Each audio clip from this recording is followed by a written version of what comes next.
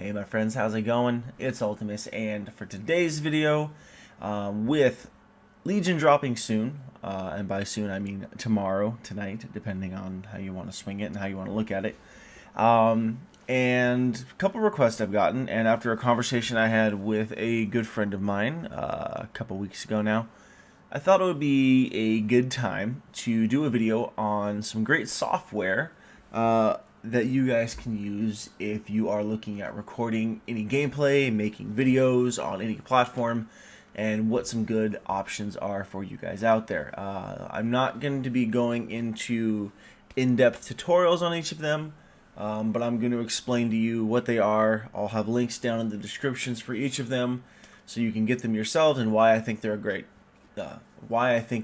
option for you. So I figured right now, like I said, with Legion coming out, some of you might be thinking, well, maybe I want to try YouTubing out, and you want to know, all right, well, where do I start?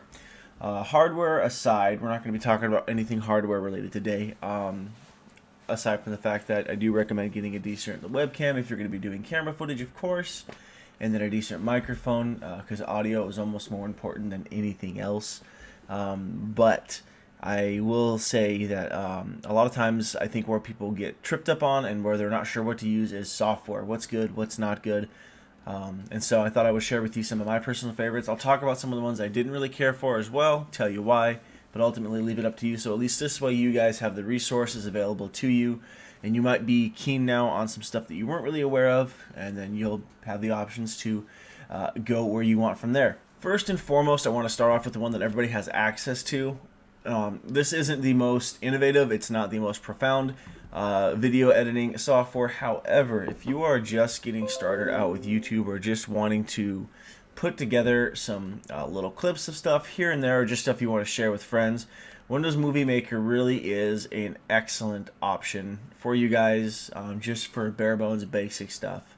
What you got to understand with YouTubing and making videos, and I say this with complete honesty as someone who's kind of been there and done it as far as this frame of mind. Obviously I can't speak from a huge amount of experience subscriber wise, but doing this for a few years now, I feel like I've got at least a fairly competent head on my shoulders, so I'm confident to say this. Just because you have the best software and of course the best equipment doesn't necessarily make you a good video editor or a good YouTuber. And so sometimes when you're getting started, it's best just to stick with the bare bones and the basics to see if you like it, to see if you've got a knack for it, to kind of whet your appetite a little bit and see if it's for you. When I started doing stuff, I only was using Windows Movie Maker, and I can tell you of a couple big name YouTubers who most of you probably are familiar of if you are involved in the WoW scene at all. And of course, there's a couple others that are not involved in the WoW scene at all. You talk to a lot of those YouTubers and they'll tell you they probably started off with Windows Movie Maker. A lot of your classic favorite PvP montages from World of Warcraft back in the day were made using Windows Movie Maker. And so again, while it is not the most cutting edge, flashy, or exciting interface or program, it's free to use if you have a Windows computer, and it gets the job done. So something to consider. Again, I put this one first because it is the most basic, and I want to just remind you guys that you can use even the most basic stuff. It doesn't have to be fancy. Next, I want to talk about the software that I personally use for about 90%, 95% of my recording, and that is NVIDIA GeForce Experience, or the Shadowplay. Shadowplay came out a couple of years ago, and it was made accessible to anyone with a 700 series graphics card or higher. I'm not 100% for sure on that. Currently I'm running a GTX 770, and mine came with it, and I'm pretty sure it was the whole 700 series, though it might have been 750 and higher. Not quite sure. But basically anything newer is going to have this software available to it where it functions with it. The cool thing about it is, of course, it does work in conjunction with your NVIDIA Shield if you have one. I don't. Never was really all too interested in it. It wasn't my jam. But pretty good as far as like keeping itself updated. But what I like about it is how simple and straightforward the interface is. I can't tweak around with all of this too much because this is what I'm actually using right now to record this video. But it's got a really cool function in it called Shadow Mode, where you can set it to go back as far as 20 minutes, and with a specific button press, it actually back catalogs or records up to 20 minutes prior to where you're at. So let's say you're playing WoW, you're dueling, you forgot to hit record, or you didn't even think things were going to go so great, and all of a sudden you're like, dang, that was a really cool duel, I wish I was recording that. With Shadowplay, you can actually fix that, and again, it goes back to up to 20 minutes. You can do 5, 10, 15, and then 20. Personally, it's one of the biggest reasons I got me interested in it, because I can't tell you how many times back in the day I would be playing WoW and I'd be like, I'm not going to record tonight because I was feeling lazy, or I would just get nervous and chicken out. Or I would just flat out forget, and then there would be the coolest stuff that would happen, and there was nothing I could do about it. I couldn't get it back. And so with a feature like Shadow Play and Shadow Mode, it's very, very good. Of course, it also has the manual mode where you can toggle it on and off whenever you want to record. But having Shadow Mode turned on is an excellent feature, and it's one of the biggest reasons that I personally really enjoy Shadow Play. Again, you can do this, has all that. The file sizes are, I don't want to say they're huge. I feel like they're fairly average, to be completely honest. I felt like they were smaller than the ones I was getting out of Fraps when I tried to use Fraps back in the day. So again, file size not too bad. So and then you can go to quality, which you can adjust to custom. Does up to 60 frames per second, and all that stuff. Full 1080p. But of course, it is going to only record the quality that comes out, on your monitor or that your graphics card is outputting. So keep that in mind as well. And then, of course, the audio, you can set it up to do just microphone, just in-game, or both in-game and microphone, or none at all, which is also kind of cool. Over here in the settings, which we're at here, you can make sure it keeps up to date with your games, all the stuff like that. But we're looking at mostly the recording features here. What is really cool is right here you have all the overlays for camera, status indicator, and FPS counter. I have it turned on to where over here in the top right-hand corner, the little green button shows up whenever I'm recording. That way I can actually know my camera's on, which is really cool. And the little indicator will show up in the corner with a red slash through it for whatever reason your GeForce or your Shadowplay is unable to record. So that's kind of a cool little tooltip that adds to your desktop as well whenever this is open. That way you're like not thinking you're recording, and then turns out you weren't recording because for whatever reason you can't. That's one feature personally I really appreciate. A fairly recent addition to this was the camera display to kind of keep up with OBS, which we will talk about a little bit later. They added this, and you can adjust the size of your camera: small, medium, large. I'm currently using the large setting. I find that it works best with all the games I play, except for Overwatch. With Overwatch, I typically will just have the camera off anyways, because I don't like how no matter where you put the camera on Overwatch, I feel like it's just in the way of the interface, so there's really no good place for it. We talked about the status indicator, and then the FPS counter you can turn on. I currently have it turned off, but if you're into that, so you want to know how many FPS or frames per second you're getting while recording, excellent feature as well. And then of course you can click to allow desktop capture or not, which I currently have because as you can see we're recording on my desktop. So a lot of really cool, just straightforward, very well functioning features here. Of course, you can have the microphone as on or push to talk, which can be very, very handy. Again, I have it as always on. And then, of course, it lets you choose what you want all of your hotkeys to be, all those things. So say the last 20 minutes recorded, i.e. using the Shadow Play, you can toggle the manual recording on and off. And, of course, when it turns off, it automatically saves, which is also a great feature. You can live stream with Shadow Play. I've yet to use it because I find OBS to be just good enough to where I don't really need to worry about anything else. You can pause and resume broadcasting, and you can turn all these things on and off, and of course activate push to talk, and of course toggle the FPS counter on and off. And then of course where you want to save your recordings, if you have multiple drives, if you want to save, make sure your recorders are going to your drive that's exclusively for recorded footage, all that stuff like that. And then the temporary files as well. Overall, honestly, Shadowplay is probably my favorite recording software that I've ever used, and like I said, it is the one that I use 90 to 95% of the time. Because all you have to do is, even with your recorded footage, if you don't have the camera on at all, and if you want to record some vlog footage later, like you might know that some of my videos that we'll do, you'll have battleground footage or some Overwatch footage going on in the background, and I've got my webcam going, talking to you guys like I'm doing now. But obviously I'm not playing the game, so what you can do in some of your editing software is you can then take your video file, your vlog file, and you can shrink your vlog file, put it down to the corner, do all that kind of stuff like that. So if you just want to do gameplay with Shadowplay and do all that later, you can. OBS can do all of that in one push for you as well, which we'll talk about in a little bit. But I will say, hands down, this is my personal favorite and recording software of choice for just about any time I'm recording. Next, let's go ahead and talk about OBS. OBS, a lot of you might be familiar with as the go-to software for live streaming, specifically on Twitch. But you can also use it to record gameplay. It's very handy, it's very good, and it's a little bit more in depth than a lot of the other ones. Simply because you have to deal with all of your encoding, your broadcast, video, audio, all that stuff like that. This is all completely custom, and you're going to need to adjust it based on what your system can handle, which is very, very important. Again, I'm not going to go through a tutorial on how to set it up. There are plenty of other YouTube videos out there for that, and that are better at it than I am. But all of that being said, I will kind of walk you through why I like OBS and why I think it is a good program. And if there's, for whatever reason, any time that I can't use Shadowplay to record any of my gameplay, OBS is definitely the next in slot, next in line for my recording. For all the encoding stuff, it's all here, audio encoding and video encoding. Very, very important. Video encoding, almost more important for live streaming, but you don't want to completely neglect it for just doing, basic recordings of your gameplay as well. I found that I've never needed to change it from the settings between live streaming and just flat out recording footage. Of course, in your audio encoding as well, you want to understand your bit rate, your format, all that kind of stuff. You'll have to understand what your system can do and everything like that.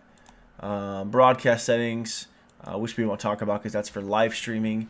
Has you choose which video adapter you want to use depending on if you have multiple cards. Do you have it, cross-fired or SLI cabled, all that stuff depending on if you have an AMD card or an NVIDIA card.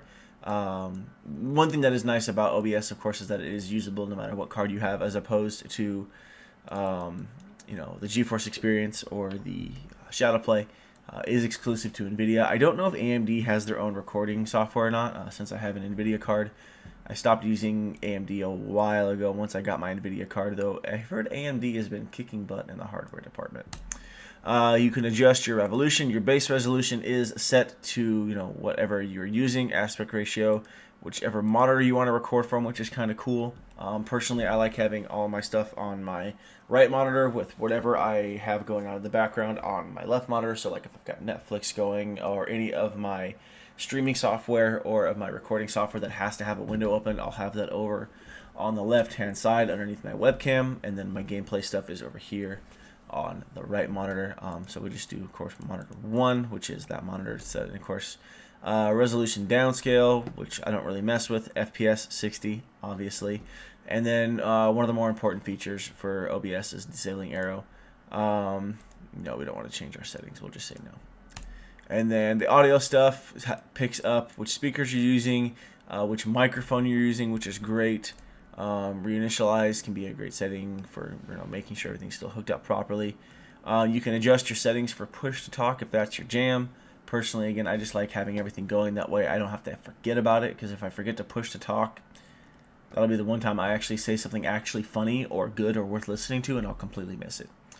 So there's all that you can mess with, hotkeys, all that good stuff there. The advanced stuff, which I don't particularly mess with a whole lot of. A lot of my computer knowledge comes from hardware, not necessarily software, so I'm still learning a lot of this as I go. But the main stuff you have to worry about if you're going to be doing video recording or audio recording and using OBS for gameplay capture is video, audio, and then the encoding as well. But the cool thing about OBS is everything is right here on this little window. You have a preview of what you're doing, so you can even click preview right here, so it shows you what you got going on. And now we have the infinite loop there. Let's whoa! It's always so much fun to do. I don't know why. And you can preview what you're streaming, or in this case recording, before you even do it, so you can make sure everything's set up right, which is one of the best features about OBS, I think. You can mute your microphone right here, and of course your speakers as well. Back when I used to record some LPs and my Shadowplay wasn't working for whatever reason, I'd actually use OBS to record the video, and then I would use Audible to record the audio, and then I would just line them up perfectly, and then of course get the audio to come out as I needed it, and things like that, because I found that Audible had a great video or audio recording software and features to it, so we'll talk about that in a little bit as well. Of course, once you're done, you can stop the preview once you like it. You can set up multiple scenes depending on what kind of camera or type of stuff you're going to be using for each game. That way you make sure you're capturing the game. Like right here, these are my when I'm streaming World of Warcraft settings I've got set up here. And it's pretty easy because all you have to do is anytime you want to add something, you can do add window capture, monitor capture, an image, slideshow, global source, which would be a camera, any text you want to do, video capture device, game capture. So a lot of different settings and things you can mess around with. Like if I was recording this video using OBS, I'd want to be recording you on the monitor 1, which is cool. Or if you want to only record a game, you can do that. And you can set different ones up for each individual game that you're playing, which is kind of cool. So again, you can do all that stuff as you need. And so very intuitive interface, very straightforward, easy to use. And again, like I said, I'm not going to go too in depth on how to set it up because that's going to depend on your system. So like I'll leave that to better equipped minds, that's for sure. But OBS, definitely a great system whether you're streaming or recording, just simply for gameplay footage, YouTube videos, whatever you're doing. Great software, definitely recommend checking it out if you haven't already. I'm sure most of you have or are at least familiar with it. Next, I want to talk a little bit about Audacity. I said Audible earlier. Audible is the the audiobook software. I'm an idiot. Audacity. How dare I have the audacity to forget Audacity's name? So with Audacity, what's really cool is, again, all you do is you start up your new thing. You just hit record. It records what you're doing, and as you can see here, you're getting all the peaks and stuff depending on what you're doing. The cool thing too is it actually keeps track too of how long you've been recording, which is great, as you can see right here. And all you have to do is then stop. And the cool thing about Audacity is you can actually mess with the effects. Two of the most important things being bass and treble, and then the compressor. But you can mess with all of the stuff if you want to do any kind of funky audio for any of your videos, things like that. The only thing I would say about Audacity is do make sure that you're setting your project rate to whatever your microphone is recording at. It's important to know the quality of your microphone, which should be included either in the instructions as a part of the packaging, or you can find by checking out the drivers and some of the software information that comes with your microphone. You'll need to set up some of your stuff here. Make sure your microphone's set up that it does recognize it. Whatever settings you're using, you can even adjust speakers that you're using if you're running stuff through there, and of course how much of the microphone you want to pick up, which is great. All of that, you can edit stuff and snip it and cut things here and there, which is really cool. There's even some stuff in here with Audacity where you can actually cut out background noise. I don't mess with it too much because I've found a time and a place that works for me recording wise, so I don't really need to worry about too much background noise typically. One of the upsides to recording at nighttime when no one else is awake. But yeah, so Audacity, very good audio recording program. If you're just looking to record some audio to go over some of your video content, or if you need to redub and get your audio recorded twice, however you want to use Audacity, excellent software. I haven't really found any other audio recording software that I think is better than it, especially for the fact that this is free, and it syncs up perfectly with whatever your microphone is using. So it's really just basically piggybacks on top of whatever hardware you're using, and is going to take advantage of that. Good stuff, love it, definitely recommend it. It's easy to save stuff and export stuff as well. All you have to do that, blah blah blah. We'll go desktop, blah, or blah blah blah blah. Letters are hard. You'll do that. You'll get all the stuff however you want to save it, and then you'll save it. What is kind of cool as well is you can actually save it in different formats if you want, which is kind of cool as well. So there's that. You can even add and add audio to it and mess around with that as well. But pretty cool stuff. Overall, haven't had too many issues with Audacity, at least not worth noting.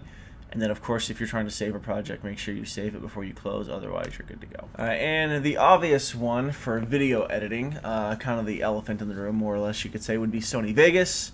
I know Adobe Premiere is supposed to be better, and it probably is, but I ended up picking up Sony Vegas Pro, and I never really messed around too much. I know, I feel like the learning curve for Adobe Premiere is a bit steeper than I really wanted to mess with. I liked Vegas simply because it was very easy to get into. It served the purpose that I needed to do. and I've had no problems quality-wise with it, especially once I got familiar with the software. It was a little challenging at first for me just because I had no idea what I was doing with any of this at all. So there's that. But ever since I've been using it for the past couple years now, I've been very much enjoying it. Cool thing, of course, again, about Vegas is you can mess with all your settings depending on how you want to do stuff. Sometimes you'll need to come in here and adjust your settings depending on the video file stuff that you're messing with, so do keep in mind with that. But what's cool about all of this as well is that you can adjust stuff as you need. Like there's like pre-saved templates and things like that depending on what you're rendering towards, which I think is really cool. So like if you're rendering for YouTube, it's got like pre-rendered and preset YouTube settings in there as well that you can mess around with that give you a good base point, so you make sure you're getting the best quality stuff on YouTube, because you definitely want to make sure you're trying to do 1080p, 60 frames per second or close to that as you possibly can. It really does make a difference on top of your audio. But yeah, so Sony Vegas, great program. I mean, obviously it's expensive, but it's definitely worth it in my book. And as of right now, I don't see myself switching to any other software, just because, again, I'm very familiar with it. I like how it functions. I like how easy to use to, cut and trim and copy pasta and add effects and things like that.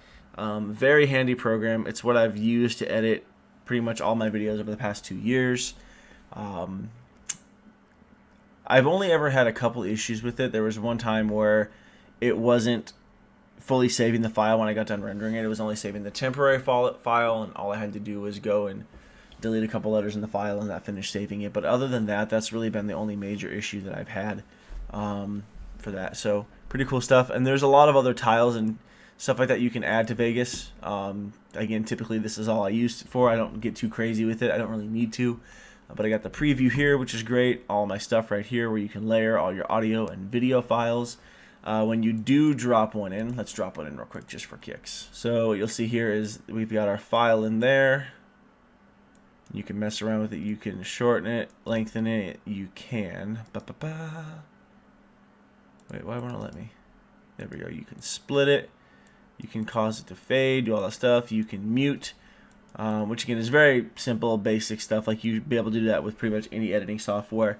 But it's very easy to use, which I like. You could edit the individual split portions yourself, which will open up in a separate thing over here as well. So if you want to make it to where your video file is really, really small, and if you wanted to like stack different like scenes on top of each other, like you could do one scene there, you could do one scene in the corner, one down there, one down there. You can get real fancy with it. So overall, really cool, really easy to use. Once you get familiar with it, there's a little bit of a learning curve, as there is with any type of professional and high-end software. But overall, Sony Vegas is definitely my preferred video editing software of choice. I haven't had a reason to use anything else, and I don't see myself having a reason to use anything else in the near future. But there's that. So I know there's probably quite a few people out there that are definitely like diehard Adobe fans, and I get it. But I've just never had a reason to use Adobe.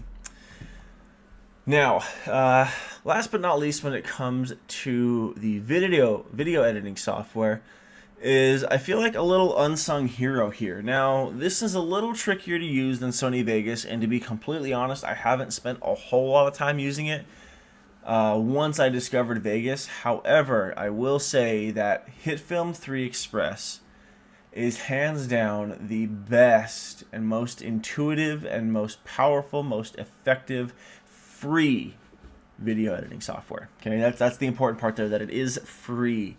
Also, what's really kind of cool about this as well is you can do stuff that is specifically for what I should say is it lets you do stuff for different types of video formats, right? So what you can do here is you can do the full 1080p 24 frames per second, 1080p 30 frames per second, all that stuff, 720 Instagram. So if you're looking to get Instagram famous with them sweet videos there on the Instagram, you can edit videos designed and compressed for Instagram. Same thing with Vine.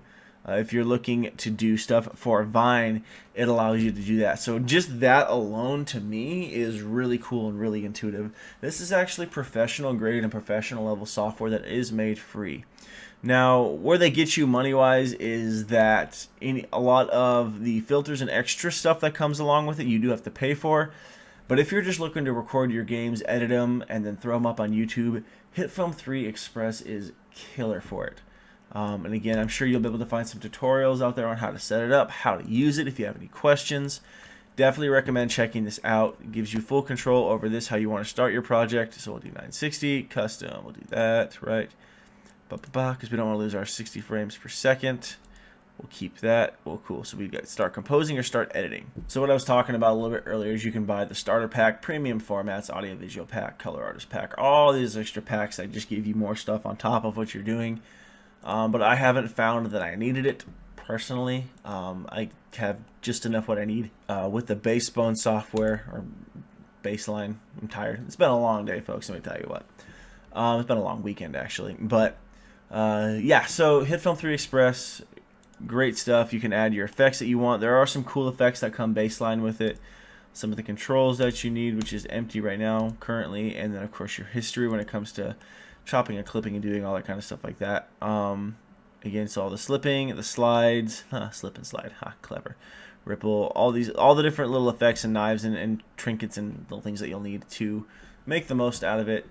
But overall, like I said, it's very powerful, very lightweight, believe it or not, and intuitive software. And the fact that, again, you can use it to make all sorts of different videos, whether you're looking to make YouTube videos, Instagram videos, Vine videos, whatever it is. So very well put together and really cool software for being something that is free. It's very rare to find something this powerful and this intuitive for free. So literally all you would need if you wanted to get started with your YouTubing career, right? Your YouTubing channel. Whatever you wanted to do with it, literally like just bare bones, all you would need was a decent webcam, decent microphone, which you don't need to spend hundreds of dollars on, your shadow play if you have an NVIDIA card, or again OBS if you just like OBS or you don't have an NVIDIA card, because again I don't know what AMD has, and HitFilm 3 Express if you want the most bang for your buck when it comes to free editing software. You're set, and just the consistency to make videos. So that's pretty much my recommendations for some software to check out for you guys. I know there's tons of other software out there. I'm sure there's other great software out there for you to check out. But these are some of my favorites. These are the ones I recommend checking out. Of course, all of them free except for Sony Vegas itself. Ironically, again, being the one I do prefer. However, that's not to say just because I paid for it, it's better. If I took the time to learn HitFilm 3 Express, I probably wouldn't ever need Sony Vegas again. I'm sure there are some things that Vegas can do that HitFilm 3 Express cannot do, or at least Baseline can't do. But again, if you're looking just to put together simple videos, make stuff, make LPs, make guides, whatever you're doing, just record your games, edit them up, and share them with your friends. More than enough stuff here for you guys to use and check out. Some of, or specifically one of the ones I didn't care for, I didn't care for XSplit. I just, for whatever reason, I never got into it. I didn't really care for the interface. I know Fraps is like the go-to most common record software, but I really didn't like Fraps either. I just thought it was clunky personally. I don't know why. I just never enjoyed it. So once I found Shadowplay, my whole world was changed. And then of course once OBS became downloadable and usable to record video footage rather than just stream it, also very good as well. But that's pretty much it for this video. Basically covers a lot of the basic stuff, some software for you guys to check out. I highly recommend it if you're thinking about getting into YouTubing, if you're thinking about getting into streaming, if you're just wanting to record your games to show your friends, or just to see how you're playing so you can correct your mistakes, or to make sure you catch that next kick botter in the arena. Whatever the case may be, some great software here. Again, most of the stuff is pretty lightweight, not a lot of space required to install it. Doesn't take up a whole lot of memory when you're running it. I've never had any issues really with anything crashing my computer, except for Vegas, which turns out was actually a hardware problem on my end. I had a setting set up wrong on my BIOS, so I really can't say that it was Sony Vegas crashing my computer at all. Never had any issues with any of these at all. So all of it's free except for Vegas. Easy to use, easy to get working with, and that's going to do it. But yeah, that's going to do it for this video, guys. I hope you enjoyed. I hope you found it helpful. If you have any questions, I would be more than happy to answer them as best as I can, or at least turn you in the right direction, which happens to possibly be a link or a website, which I might do, because I don't have answers for everything, obviously. But For those of you looking at YouTubing and stuff, definitely recommend checking some of this out. Or for any other video editing stuff, maybe you're looking for video editing software for a project for school. Here you go. Boom. Hit Film 3 Express. Boom. Sony Vegas. Boom. Whatever. I'm getting tired and I'm rambling, so we're going to end this video now. Thank you guys so much for watching. I hope you enjoyed. Please don't forget to like, comment, and subscribe if you found this video helpful, or if you just simply enjoyed watching it for whatever reason. But thanks for watching, guys, and I'll catch you next time.